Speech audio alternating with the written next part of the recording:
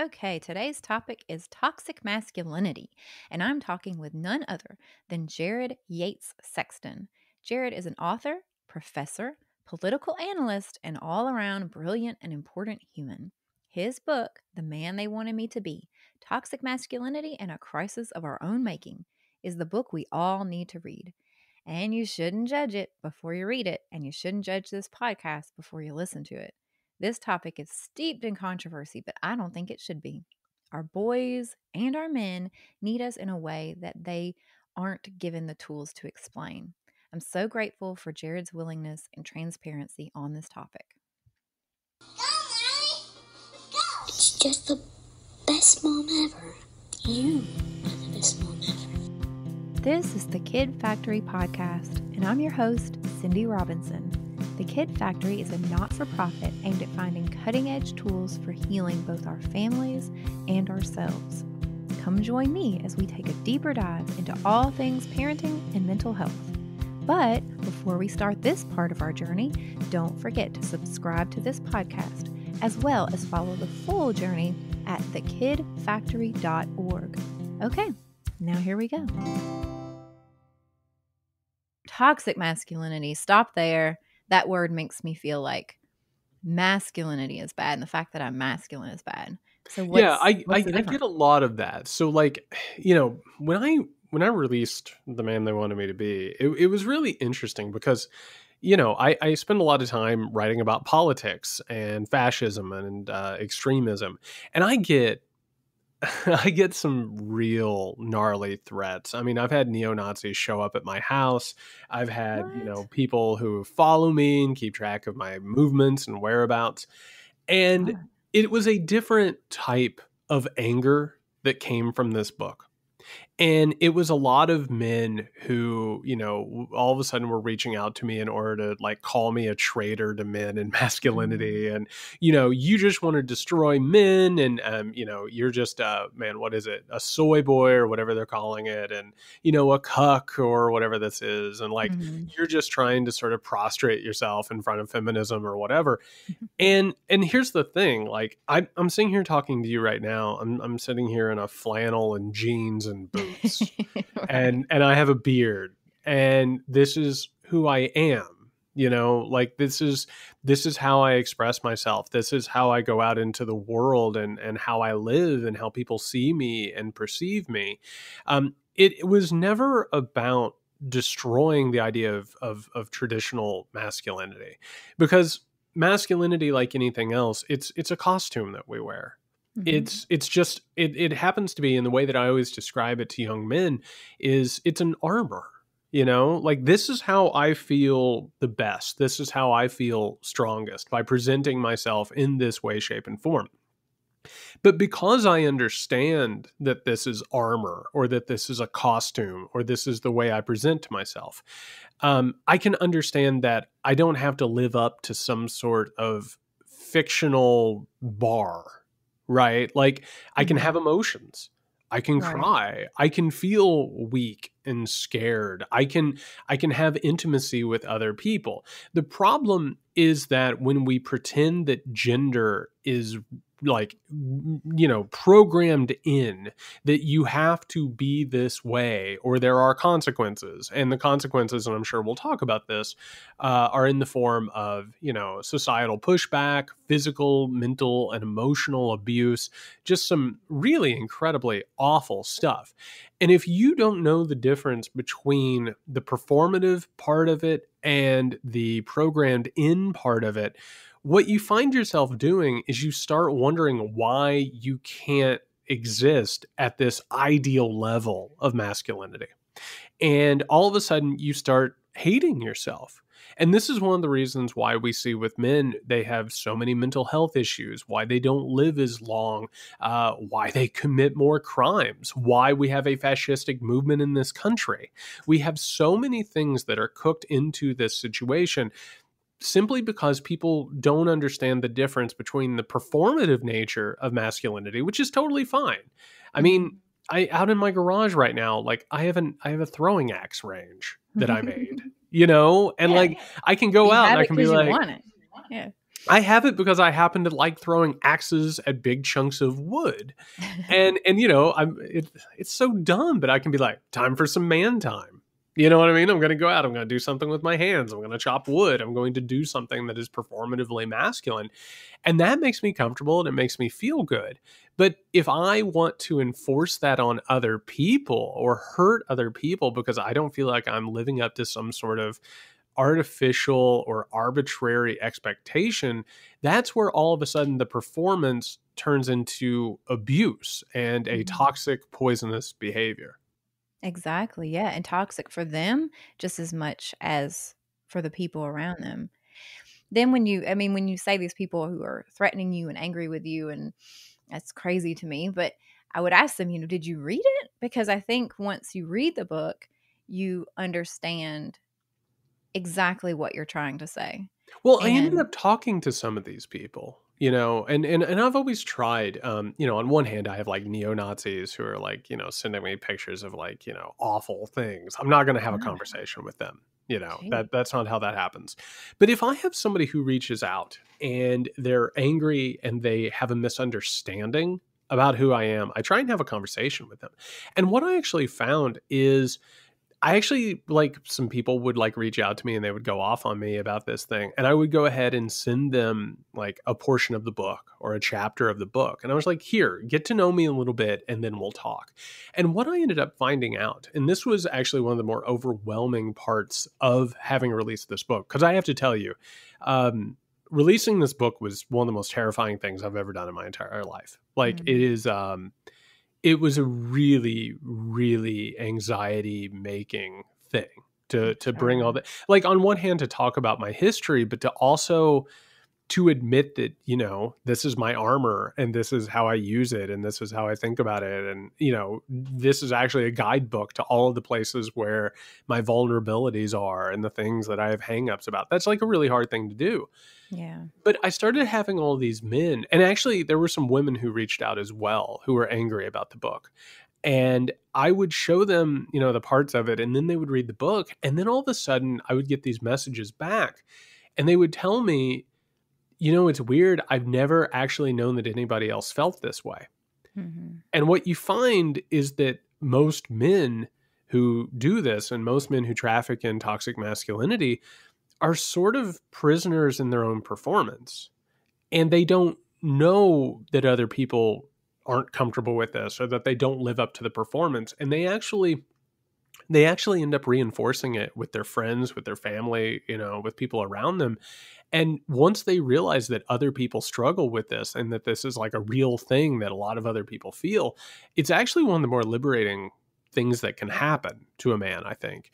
And these people who would reach out and were angry about it, I think that they actually, once they read a little bit of the book or they read the book eventually, I think they started to understand that this was more of an attempt to communicate than it was to eradicate, which I think the Right. eradication is what a lot of people probably think when they see a book like this.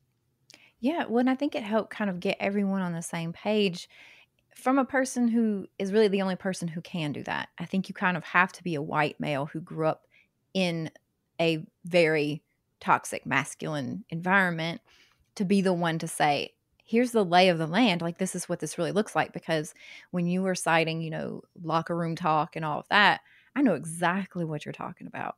But I know that it's often hidden from other women, or, you're not going to do that around guys who didn't grow up like you.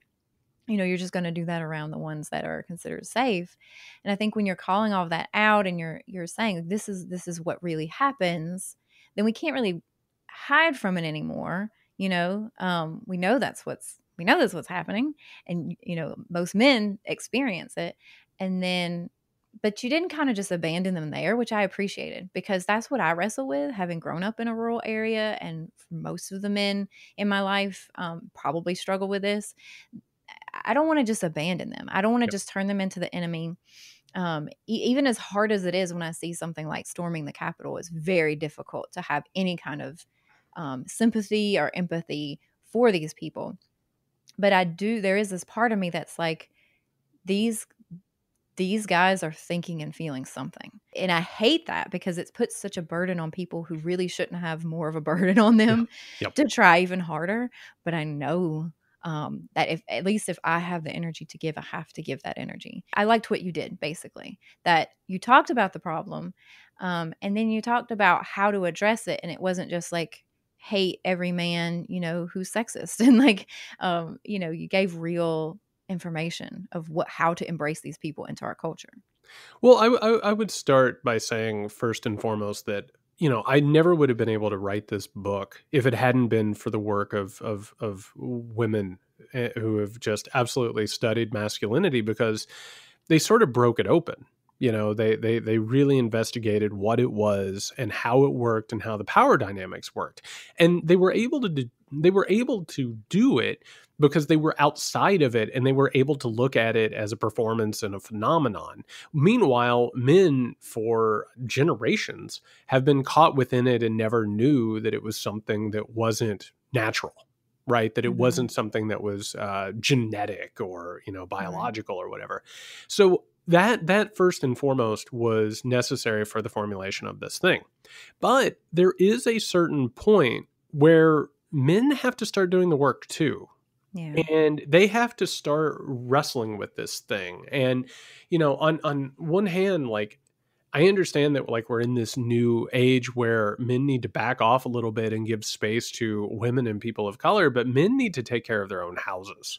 They need to take care of their own existences, and they need to start taking responsibility. But at the same time, I'm really glad that you put it the way that you did, and I think the recent I would call it a coup attempt at the Capitol Yeah. is a really important place to start in terms of understanding what's going on here. And I'm from we were talking about this before we started recording. Like, we're from rural places.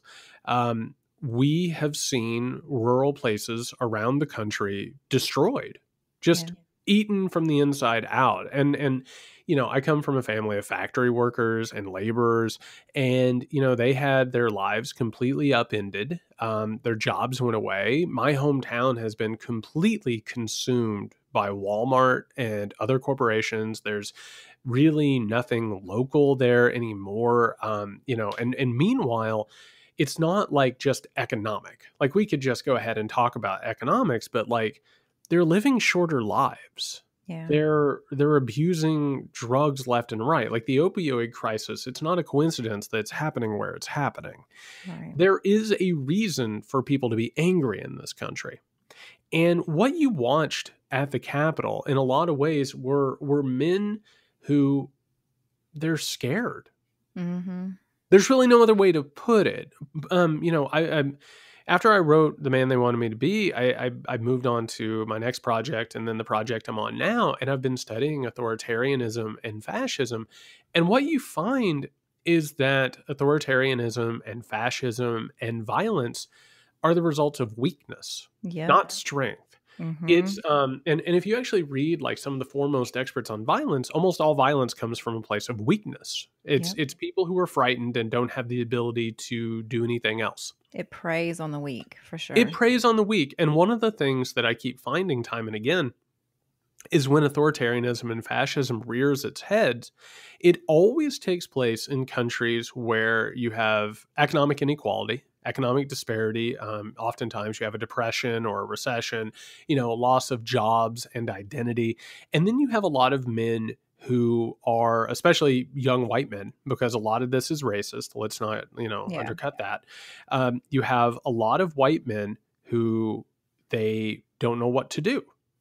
And they don't have a direction in life, and they feel powerless, and they feel alone.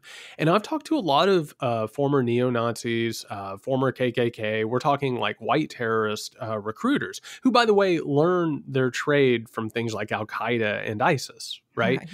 And so you see these movements, it takes advantage of the performance of masculinity. And what it does is it says to men who are frightened and alone and nervous and directionless, it says, guess what? You can be strong, you can be around other people, and you can affect the world. All you have to do is put on this armband. Mm-hmm. And if you you don't have to change. You don't have to change at all. In You're not fact, wrong. Yeah. you're not wrong. The rest of the world is wrong, and they're Mhm. trying to keep you from being your masculine best. Right. And so, if you actually go back throughout history, you find that these fascist movements are always coupled with fetishized masculinity. It's always about the masculine ideal. It's about men with their shirts off, puffing out their chest, and machismo, and making sure that the world will bend to their will. And so, what you actually find is that not only are men imprisoned by masculinity, but that imprisonment makes them very vulnerable to fascism, authoritarianism, all these different types of movements, and they end up inflicting it on society. So I just want to finish with saying this. I have noticed, and I don't know what your experience has been. I don't know, because the way that you phrased that I thought was interesting and telling. There's a lot of us who have conversations about our people back home and the people we love and the people we grew up with. Mhm.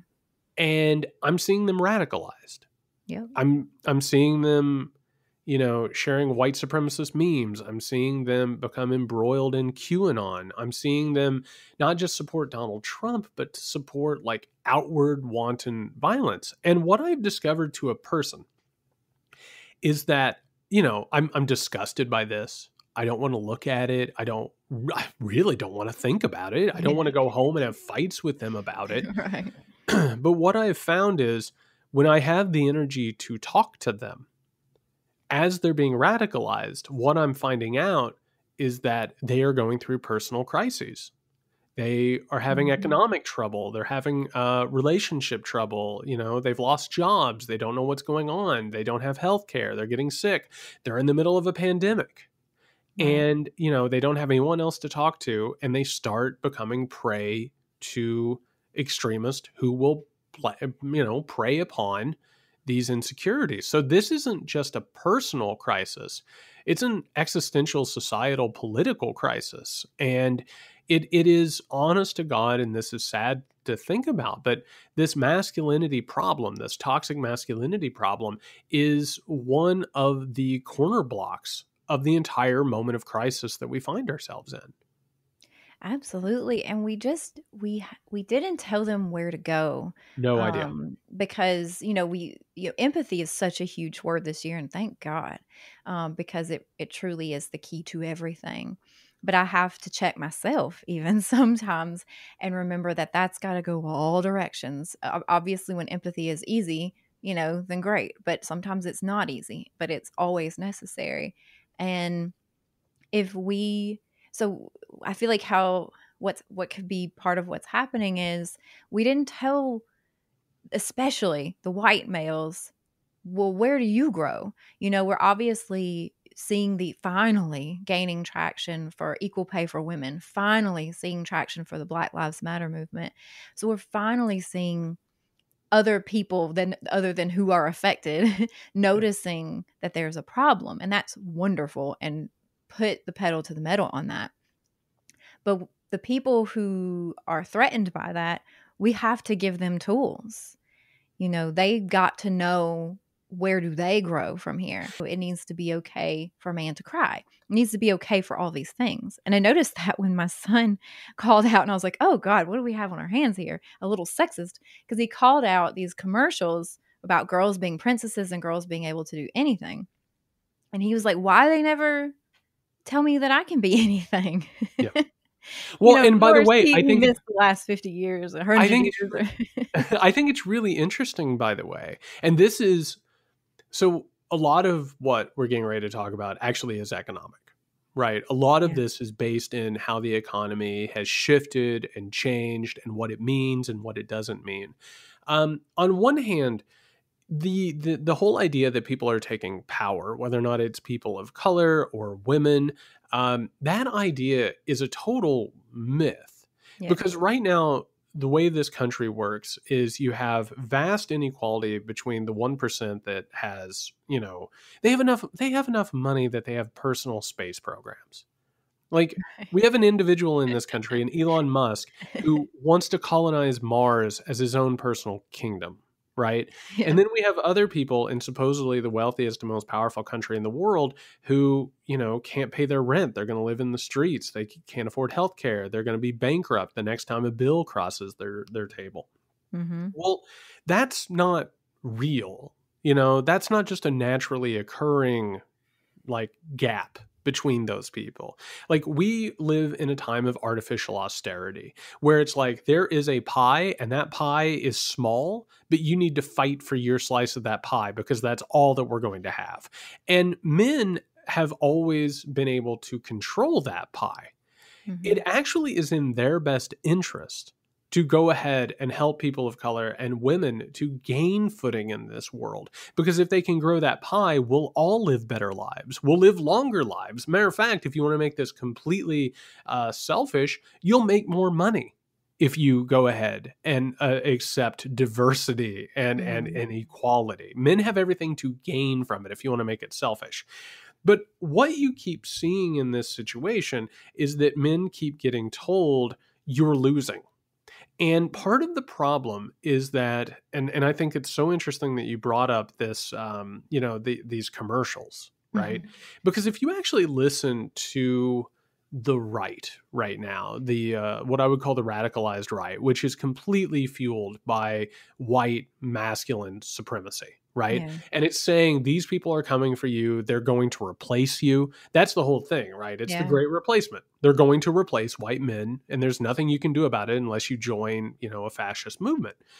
And what ends up happening is that you have a lot of corporations in this country that understand that while they're exploiting people, it's in their best interest to create an environment that makes them look like they're diverse and inclusive, Mm-hmm. right? One of the examples I always give to people is, there's like Nike. Nike exploits people around the world, like oppressive sweatshops. Meanwhile, they pay millions of dollars for Colin Kaepernick to be, front and center. So people are like, oh, they get it. They're progressive, right? It's a Mm-hmm. costume that they put on. And so what you actually find, and I assume that you've seen this in these commercials, is you actually have this weird environment now where products are being advertised based on the idea of sort of faux feminism and faux diversity and faux progressivism. And you actually have like these shows where like white men are always the butt of every joke. Yeah. They're always sort of the schlub that is on the wrong side of every issue. We have, the debates that we're having in this country aren't necessarily about power. They're about who plays a superhero or who's cast in the next movie or Right. whatever. So what men are actually dealing with at this moment is perceived persecution. They feel like they're losing power, and the media tells them that they're losing power, and their politicians tell them that they're losing power, but they're not actually losing power. Right. They're still the dominant group in this country. It just so happens that the culture makes them feel that way. And that actually breaks my heart to hear that a young boy would say, "Why can't I do anything?" Because that's what young men and boys should want. They should be Yeah. able to think like, I thought it was really good that you said, like, we didn't give them a way forward. The economy now is not about factories and mines, Right. and factories and mines are not coming back. Men need to learn how to communicate and how to Mm-hmm. work together in groups. That's the new economy. The factories and mines, and that's, the right will tell them that those things are coming back. They're not coming back. No. And men are actually suffering and living shorter lives. I mean, life expectancy among white men is going down like crazy. They're killing themselves. They're getting addicted to substances and drugs. And on top of that, they're committing so many crimes and so many abuses. And so much of it is happening because they are clinging to this old imaginary idea of masculinity. And they have literally everything to gain by getting rid of these symbolic ideas or perceived persecution and just embracing equality. If they will work with women and people of color, they have literally everything to gain. I agree with you so much, and you're right. I mean, it is, a facade because there's more, like, CEOs named John than there are Oh, women or yeah. people of color combined, I believe. Yeah. And so it's this, miss yeah, and I think if we have more people leading these companies instead of just, like you said, putting them on the face of a commercial.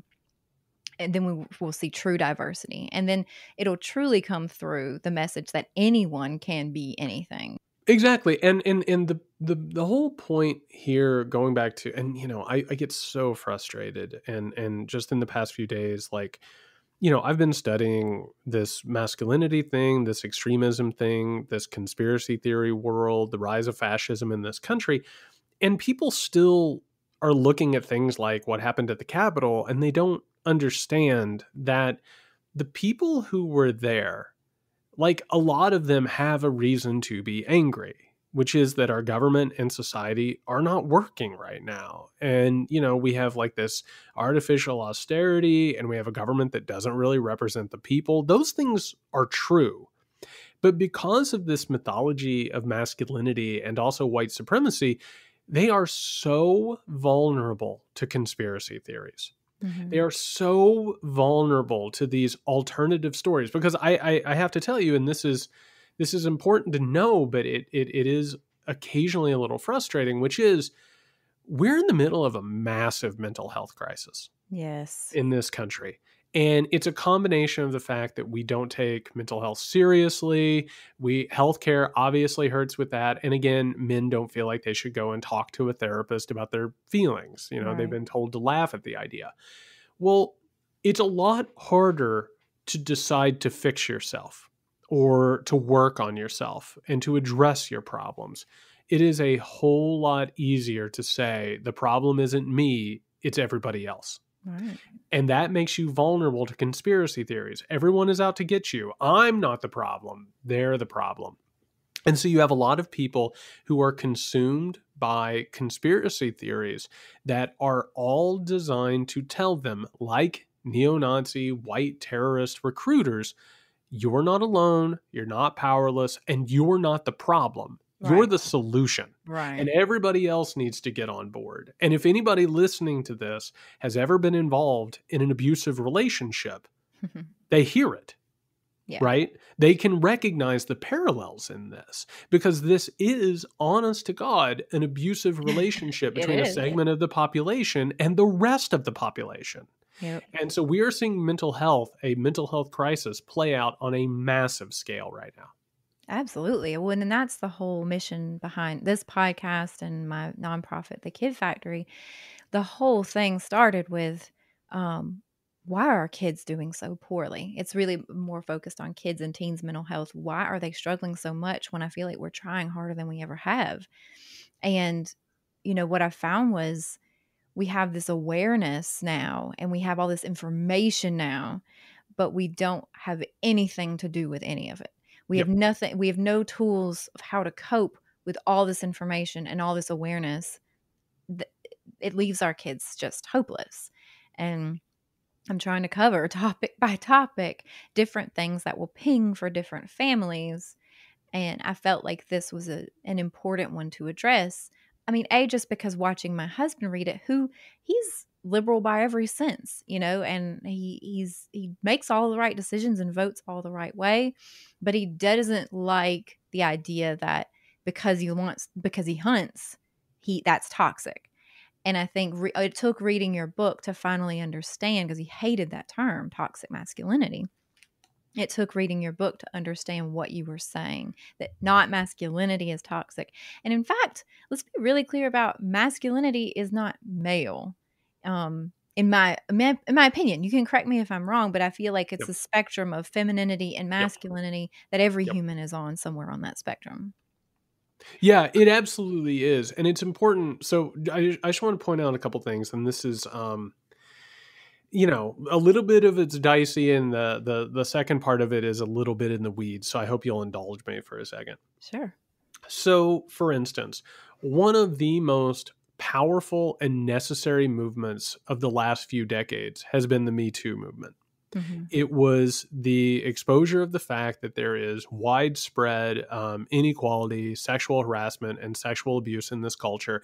And, it honest to God was as huge and massive of a deal as finding out that, spousal abuse was endemic generations ago. when all of a sudden women started saying, I'm being assaulted in my own home, and people were shocked, Yeah. right, that this thing was being covered up and not really dealt with in terms of law enforcement.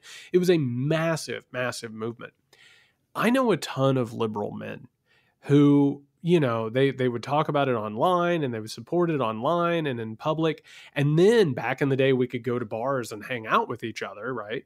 Mhm. When they were with other men, they would talk about how terrified they were Yeah. of Me Too, and how, at any moment, maybe something could possibly happen to them, and they could, suffer repercussions because of Me Too.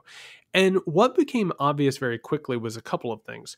One, men would say things like, well, I have to be careful when I say something. And I would tell them, I would be like, that split second where you think about what you're about to say is what everybody else does. Yes. Because everybody else considers the All the consequences time. Yeah. of what they might say and how it might be perceived and how it might make other people feel. That fear was good, right? Yeah. The Healthy. second part is harder. The second part is something to deal with and think about, which is the reason Me Too was so necessary, and the reason why every woman that I know, and pretty much every woman that I have ever met in my entire life, has a Me Too story, is because those wrong turns and misbehaviors are endemic with men. Because masculinity leads to moments where men, they take advantage of their privilege or their Mhm. power, or they don't think about what they're getting ready to do. And that, I think, was a really scary wake up call for men. And men had to sit with the things that in the past they had been able to sort of filter through masculinity. That's what men do. It's what we do. We sit around in a Adolescent boy, I was a yeah. adolescent boys. Mhm. We sit around in a locker room and we say a bunch of things, right? Yeah, we And and grab and girls or and whatever grab it may girls. yeah. And I would go so far, and I think this is important too, to say that one of the reasons why everyone pretty much despises Donald Trump outside of the people who like flock to him, which are a lot of the people that we're talking about right now. Yeah. One of the reasons why he's so despised is because he represents the worst parts of ourselves. Yeah.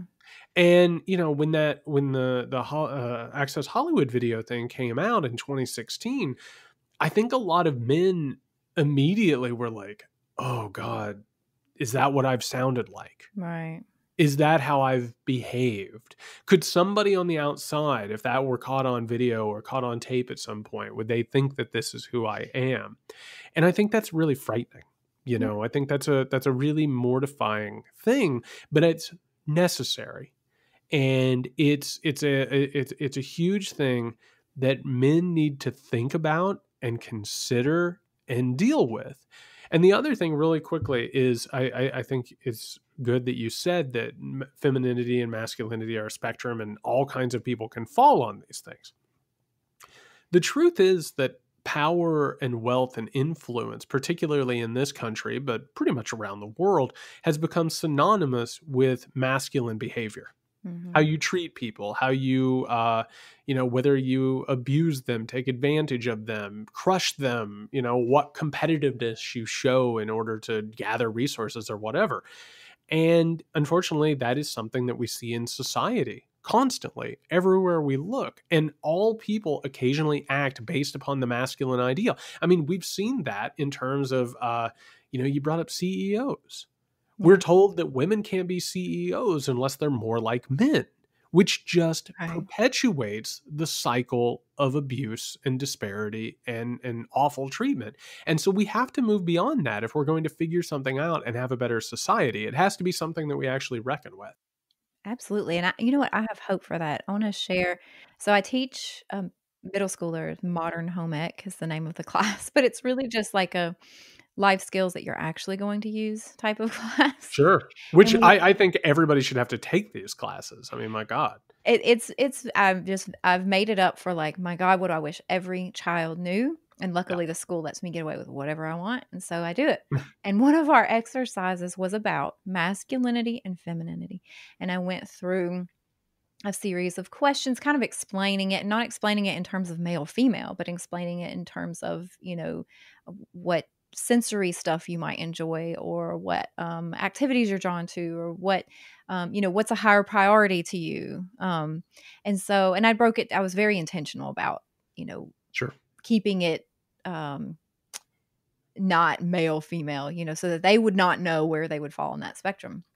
So we did the whole class, and at the end, we took a little quiz that asked various questions. I can send them to you if you want. But Yeah. at the end, it was certainly more boys in the class landed, because I had mostly masculine, then I had somewhat masculine, then I had oh my gosh, why am I blanking on the term?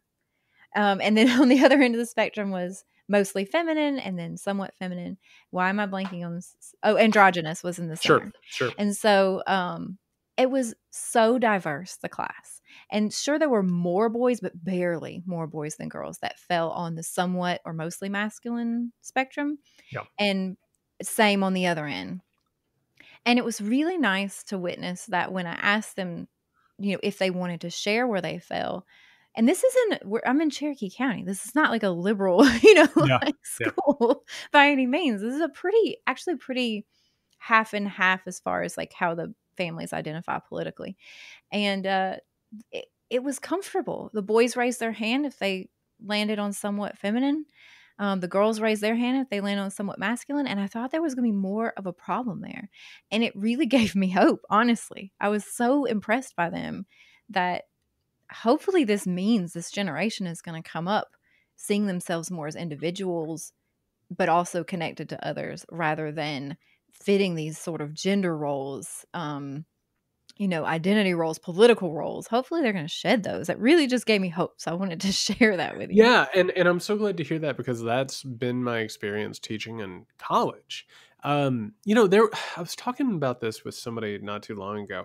I didn't teach my first student who identified as transgender until probably 2013, about 8 years into my, collegiate professorial ship, whatever we want to call it. And I was just like, oh, okay, this is different. This is something to deal with and keep in mind and think about. And then all of a sudden, over the past few years, I've started to watch gender just break open. Mm-hmm. And you have students who, all of a sudden they're experimenting with pronouns and their own names and their own presentations. And one day they'll come in and they'll be feminine, and the next day they'll come in and they'll be masculine. And all of a sudden I realized, I was like, oh my God, I'm so jealous. Yeah. Like what an incredible thing that can happen, and what a freeing thing this is. And I started watching how they dealt with a lot of what we would call dichotomies, right? Mm-hmm. What you do, what you believe, what you belong to, who you're with, all these things. And man, do they hate dichotomies. Yes. It's their least favorite thing. They hate I being love put in the a in box. between. Yeah. They love to just be able to move around and play around and figure out who they are while they're doing it. And, I think that scares a lot of people, Mm-hmm. especially older people. I think it frightens them. And I think it's important to point out in this entire conversation that we're having, we've already used the word masculinity for a while. It's important to point out that the masculinity that we're talking about is actually a generationally defined masculinity. Like, we haven't had the same gender performances for forever. Right. These are things that come about because of certain periods of time and circumstances.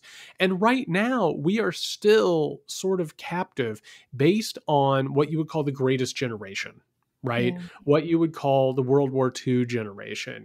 We're still trying to live up, and even that wasn't true. Like the greatest Mm-hmm. generation in World War II, there were still men who were terrified. They didn't go over and fight the Nazis without fear in their hearts or Right. without emotions.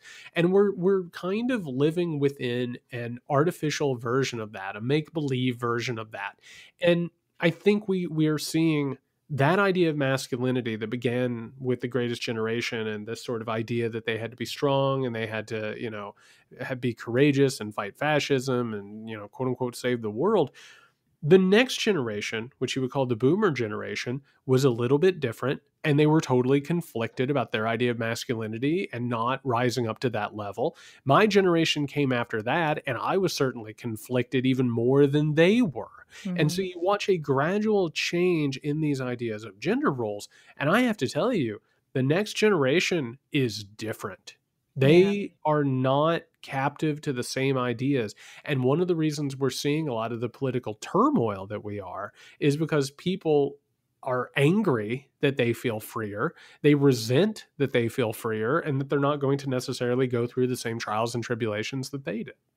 You're exactly right, and I mean, I catch myself wrestling with that. If we're really Yep. honest with ourselves, we have to be honest about that. Yep. There's some jealousy there, and that we had to earn our stripes. That definitely happens to me sometimes. As much as I'm like the queen of not being like this, there are times where I do have that sense of you have to earn your stripes, Yep.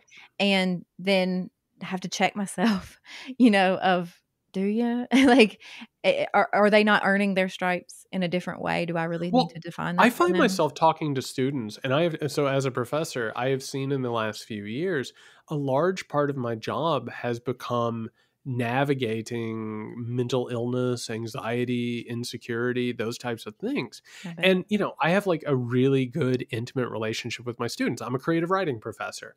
We talk about their art. I'm helping them become artists, they're laying their blood on the page. And, I'm there for them and it's one of the best parts of my job. But there are even moments where while I'm aware of that, I'm like, sometimes you just got to suck it up. Suck it up, And, buttercup. Yeah. but that's the thing is like, that's what people told me. Mhm. And, today is Friday as we're taping this. I was in therapy on Wednesday. And one of Mhm. the reasons why I'm in therapy is because I wasn't necessarily taught the right ways to deal with my emotions and who I was and how I felt. And, I come from the Midwest. We're taught to sublimate all that. We're taught to swallow it down and, keep an eye on it. And, Right. it's actually a thing where it's like I have to steel myself and be like, there it is, Jared. Those are where your limitations are and where you need to grow. Because Yeah, what you're yeah. doing is it's just a cycle of continually telling people not to pay attention to their emotions and not to pay attention to who they are. Yeah, they are what you weren't willing to heal. I mean, my Yeah, real theory here with when we do kind of say, "Oh, this generation, there's have in a mental health crisis. They're so sad. They're so weak. They're so soft." No, I think that they are everything that we refuse to heal. I Whatever agree. you weren't willing to work through, whatever you weren't willing to heal. It's the only word I can think of. You you're making a decision to pass that on to the next generation to have to heal. You Well, and know? I think that we have to, and this is actually one of the defining things about this moment. And I think this is something we're really afraid to talk about, which is we we've come to sort of the end of the line of our political sort of status quo. Mhm. It's reached its terminal point, and we have to find something better. And right now our politics and our culture is obsessed over, okay, things are bad, but let's decide who it's worse for. Yeah. Right? Like, you win an election, the other side gets to suffer more than you. Yeah. You win that election, the other side now gets to suffer. And I actually think through empathy and learning and growth and recovery and healing from trauma, which all of Mhm. that, by the way, it's easy to say in a compound sentence, but is absolutely necessitated by incredible amounts of hard work and heavy lifting Mhm. and therapy and communication and self introspection. I think we can get to the point where we realize that if we can get past those notions that we have to project pain and inflict pain on other people, and that we can have better lives ourselves and other people can have better lives if we simply start communicating and working together. And I have to tell you, as somebody who had to do the hard work and had to deal with a lot of shame and a lot of past trauma, it's the only way to really be. Everything else is imprisonment. Jared recently released another amazing book, American Rule: How a Nation Conquered the World but Failed Its People. Purchase any of his books or find out ways to follow him by going to jysexton.com. That's JYSEXTON, or follow him on Twitter at JYSexton. Yay, you finished the whole episode. For more about the Kid Factory, go to thekidfactory.org or follow us on Instagram at _kid_factory. Cindy also sees parents and teens individually for parent and intuitive healing coaching. All of that information can be found on the website. Again, it's thekidfactory.org.